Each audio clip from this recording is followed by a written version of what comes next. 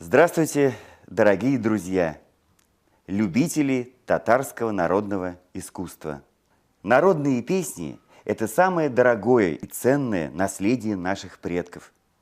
Это чистое, вечно живое, немеркнущее зеркало души народа.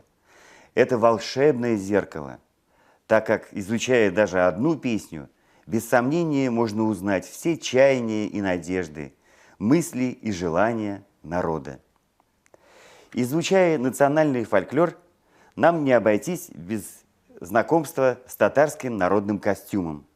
Народный костюм, он сродни народной песне.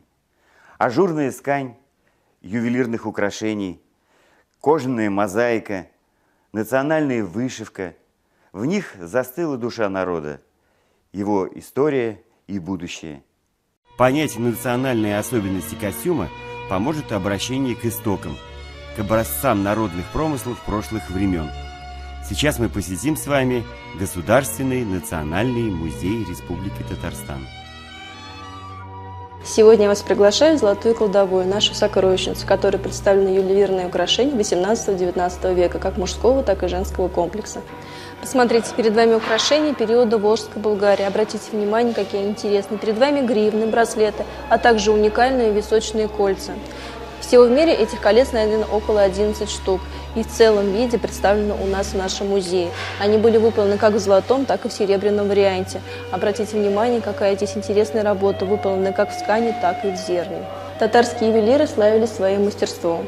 Они владели различными техниками, как гравировкой, литьем, чеканкой, также тканью и зернем. Перед нами вначале представлен комплекс шейно-нагрудного украшения, который выполнен в ткани в технике зерня.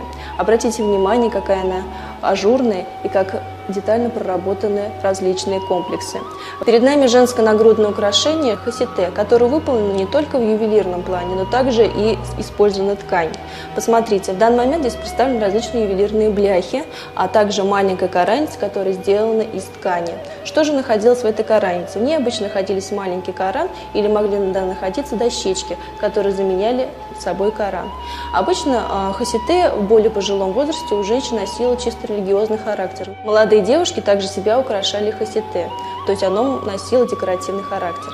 Посмотрите ниже. В данный момент здесь представлены ювелирные бляхи, которые были выполнены из тканной и зернистой техники. А также очень часто используют различные камни, которые были как ювелирные, так и полудрагоценные. Перед нами ювелирное хасите 19 века. Оно полностью выполнено из серебра.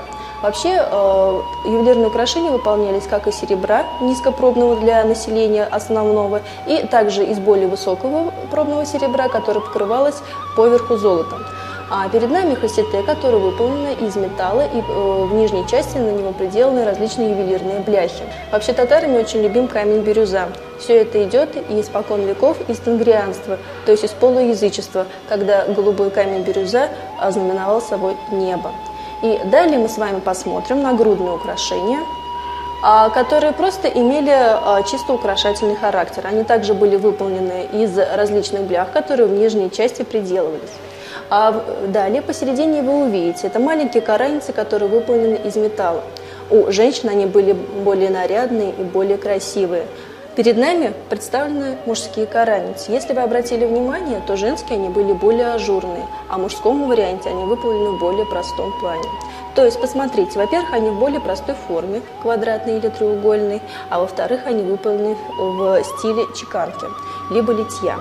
Посмотрите, но также мужские караницы очень часто украшались и различными камнями, что не очень часто встречается у женщин. Посмотрите в нижней части, перед вами показаны мужские перстни. Обратите внимание, что в татарских ювелирных украшениях никогда не встречается каких-либо заморфных изображений. С чем же это связано? Это связано с религией. В данный момент в мужских перстнях мы видим различные надписи на арабском языке, которые носили чисто религиозный характер. Обратите внимание, перед вами находятся накосники или тызме, которые женщины покрывали свои косы.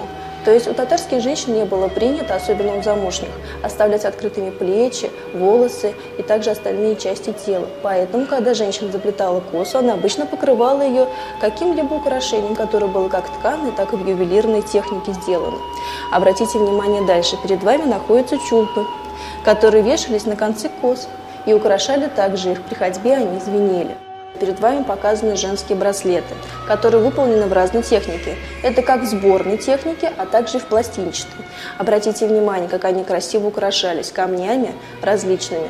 Также можно обратить внимание, что не только в сборной технике украшались женские браслеты, но также и в пластинчатой. Также посмотрите чуть выше. Правее перед вами показаны серьги, которые татарские женщины очень любили. Обычно они были крупными достаточно, чтобы их было видно издалека. Посмотрите, перед вами представлены застежки нагрудные, которые называются якашил-бары. Эти застежки делались в различной технике, то есть обратите внимание, они выполнены были как в женском варианте, так и в мужском. Якашил-бары имели не только практическое значение, но и использовались также как украшение. В данный момент мы с вами видим маленький сундучок, в котором показаны различные браслеты, застежки и также серьги. А перед вами мужской костюмный комплекс. Обратите внимание, какой нарядный и красивый. Но в обыденной жизни мужчины обычно так не одевались. Это свадебный костюм. Посмотрите, какой длиннополый халат. Внутри была нательная рубаха, которая была достаточно широкой и бывала обычно до колен. У татар, как у мужчин, так и у женщин использовали штаны, так называемые широким шагом. С чем же это было связано? Именно с их прошлым. Потому что раньше они были именно степным народом, то есть можно так сказать, и поэтому очень часто для того, чтобы можно было спокойно передвигаться на лошадях, у них штаны были с широким шагом. То есть не как у нас в обыденной жизни, они спускаются сразу вниз, а вот с таким широким шагом.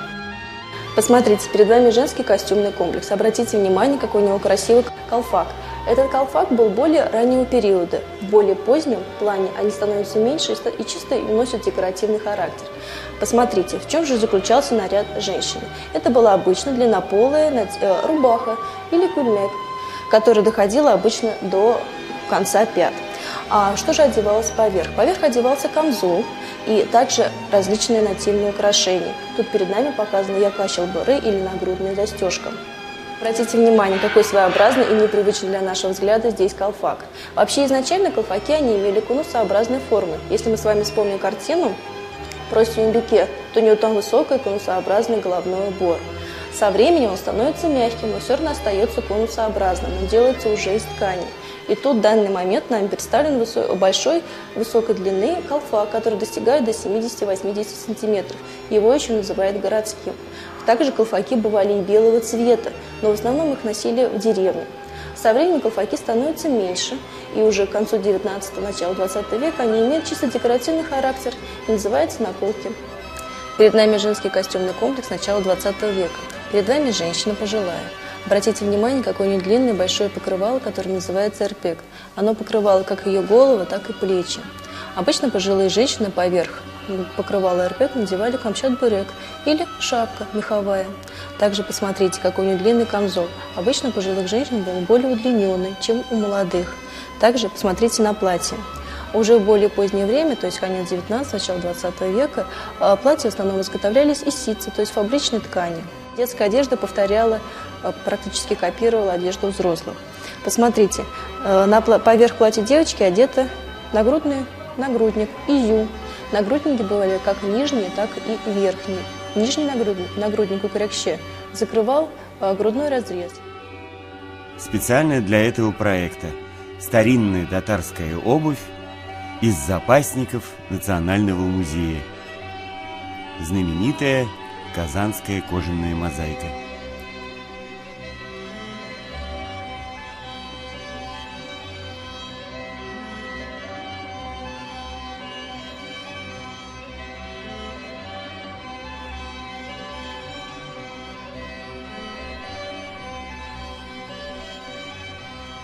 Женские головные уборы, колпаки.